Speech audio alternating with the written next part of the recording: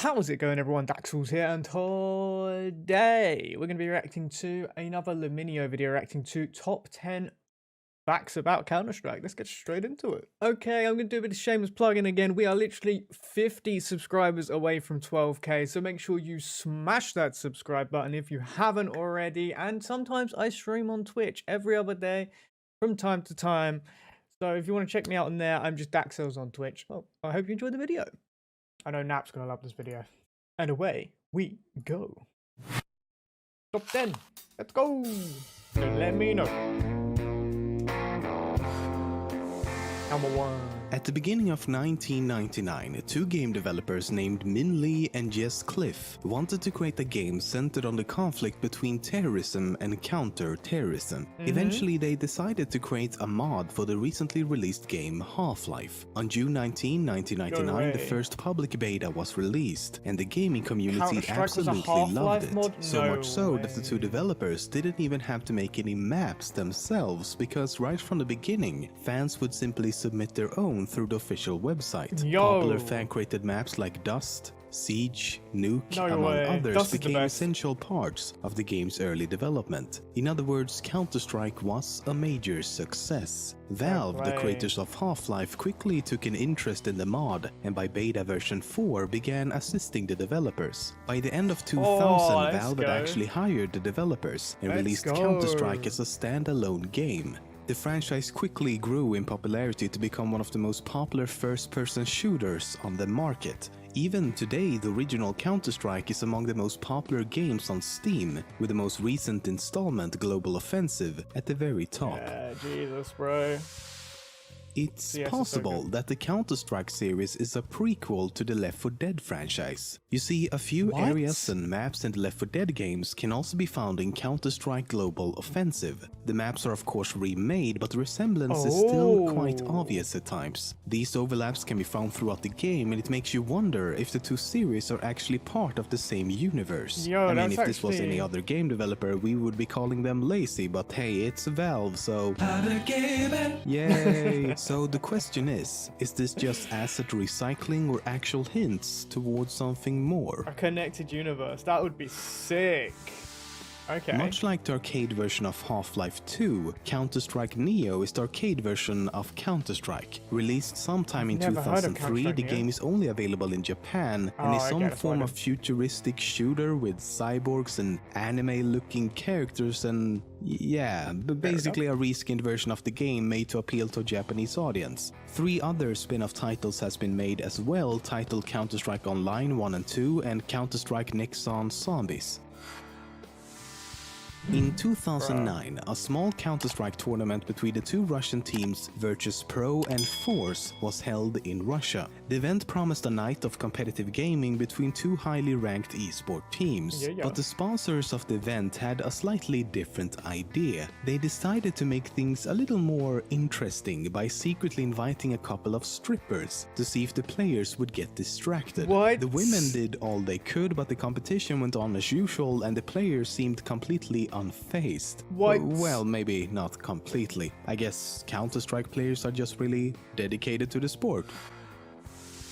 The names of some of the bots in the games are actually named after real people. For example, on hard difficulty, there's a bot named Gabe as a homage to Gabe Newell. There's also a bot named Dave after the creator of maps like Dust, Dust 2 and Cobble. In expert mode, 2 bots can be found named Min and Cliff as a reference to the original developers. On normal, there's a bot named Chris, who's named after the creator of maps like Aztec, Inferno and Frantic.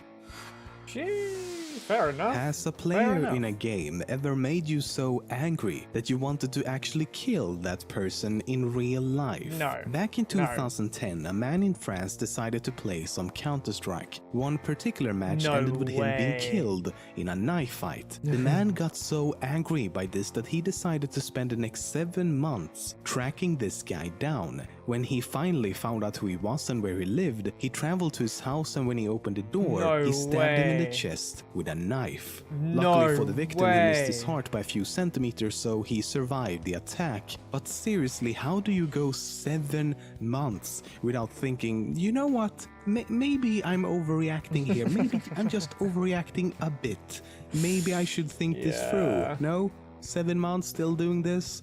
Okay. That is a bit On the highly popular map excessive? Dust 2, you can find this piece Excessive? of graffiti that reads Goose. This isn't exactly a Goose? secret since the area is often referred to as just Goose. Like But Goose? not everyone knows why, though. Goose is actually a reference to one of the creators of the original mod, Min Lee, whose fuck. online nickname is Gooseman.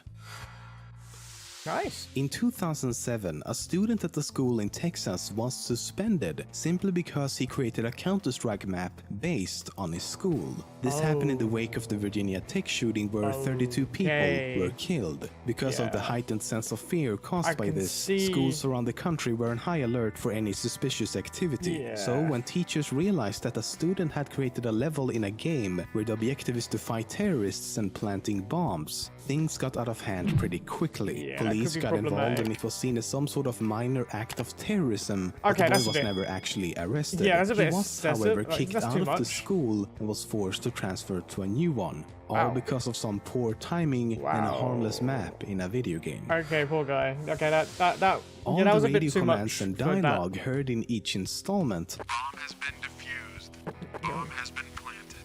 Go, go, go! Affirmative. Okay, let's go. was recorded by co-creator Jess Cliff. It wasn't until Global Offensive that each faction received their own unique voice actors. I'm blind! I can't see anything! Quit screwing around! I will gather bomb site. Going to the bomb site. I see them. I can see them. I see our enemy.